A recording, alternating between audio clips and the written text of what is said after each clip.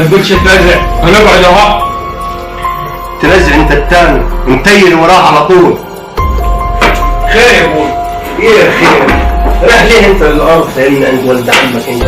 احنا مش قسمنا الارضيات، احنا خدنا البحريه وهم خدوا القبليه. انا عايز الارض كله وعايز اطلعهم من البيت. ليه يعني؟ ليه تطلعهم من البيت؟ نصايح هم. مد ايدك علي يا ابوي قدام ده. يا هو ما قلتش ايدك قدام ده ولد عمك. ما حدش لا مؤاخذة في الكلمة فاهمني في البلد دي فاهمني يقف معاك غير ولد عمك. سامعني؟ وانت يا نادر برضه مداير ورا اخوك الصغير، انت الكبير المفروض تقول له ايه؟ ولد عمك مداير وراه.